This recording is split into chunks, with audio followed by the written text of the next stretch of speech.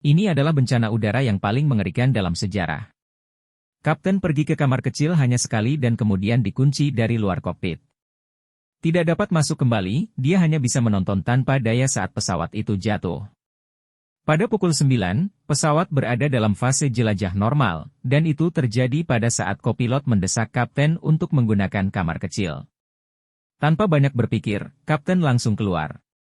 Kopilot kemudian dengan cepat mengurangi ketinggian penerbangan, ketika kapten menyadari ada yang tidak beres saat di kamar kecil dan mencoba masuk kembali ke kokpit. Sayangnya, sekeras apapun usaha dia menggedor pintu, tidak ada respon dari dalam. Saat ini, dia akhirnya menyadari bahwa kopilot telah membajak pesawat tersebut. Untuk melindungi keselamatan awak pesawat, para insinyur meningkatkan kokpit dari luar. Hanya kata sandi darurat yang dapat membukanya selama 5 detik. Namun, dalam situasi ini, selama seseorang menekan angka di kipat, alarm akan berbunyi. Di dalam kokpit, awak pesawat bisa mengubah pintu ke keadaan terkunci.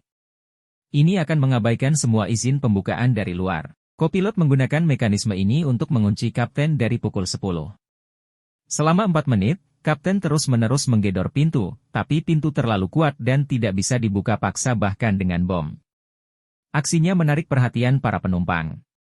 Semua orang menunggu kematian dalam keputusasaan. Pada akhirnya, 144 penumpang dan 4 awak, kapten dan kopilot semuanya meninggal.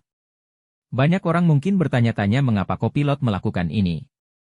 Ketika diselidiki, polisi Jerman menemukan bahwa dia baru berusia 27 tahun. Dia suka terbang sejak dia masih muda dan bergabung dengan Akademi Penerbangan tepat setelah lulus.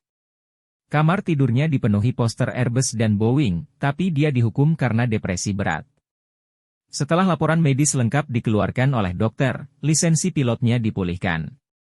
Namun, saat mengisi federal dokumen administrasi penerbangan beberapa bulan kemudian, dia menyembunyikan fakta bahwa dia menderita depresi dan tertangkap dalam pemeriksaan medis berikutnya. Dia seharusnya dipenjara, tapi secara misterius mendapatkan kembali kualifikasi untuk terbang. Ketika penyakitnya kambuh, depresinya menjadi lebih parah. Tapi dia tetap mempertahankan pekerjaan dan hidup normal. 4 hari sebelum kecelakaan terjadi, dia tiba-tiba memiliki pikiran untuk bunuh diri, dan sebelum lepas landas dia meneliti informasi detail pesawat secara online, mempelajari, dan membiasakan diri mekanisme penguncian pintu kokpit. Hingga pesawat memasuki fase jelajah, dia terus-menerus mendesak kapten untuk menggunakan kamar kecil.